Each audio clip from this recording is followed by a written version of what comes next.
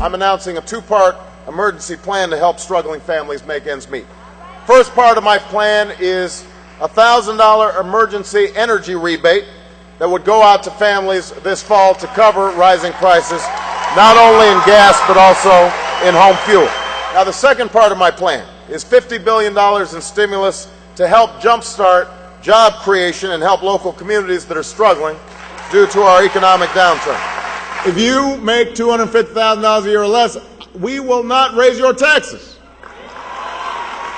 We will cut your taxes.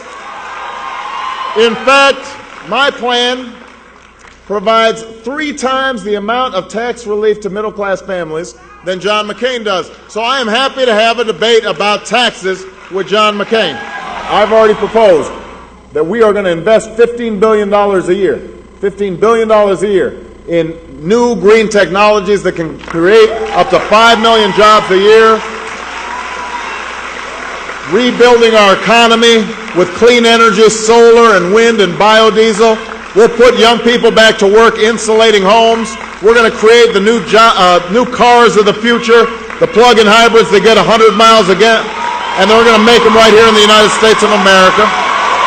As president, I'll get tough on enforcement and raise penalties on lenders who've broken the rules. For homeowners facing foreclosure through no fault of their own, we'll create a fund and reform bankruptcy laws to give them a shot at avoiding foreclosure. We'll mandate that prospective home buyers have access to accurate and complete information about their mortgage options.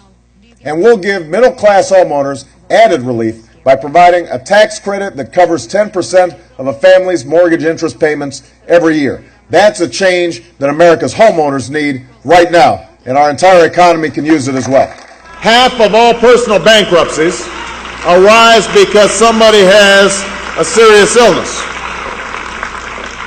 That will change when I'm president.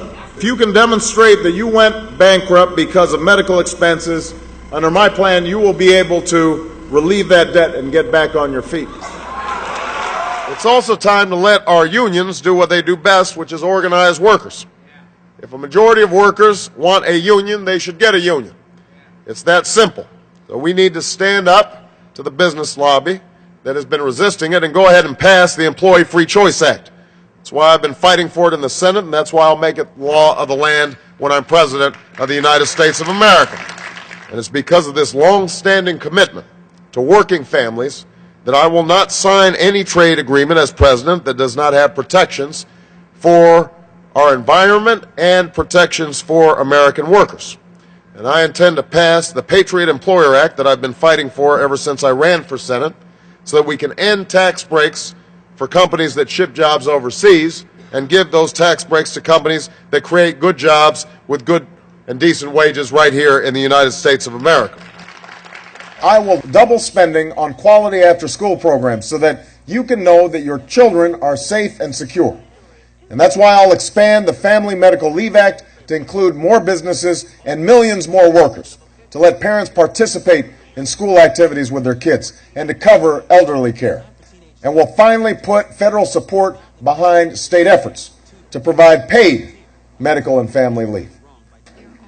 We will require employers to provide 7 paid sick days each year. We'll enforce laws that prohibit caregiver discrimination. And we'll encourage flexible work schedules to better balance work and parenting for mothers and fathers. That's a change that working families need all across America.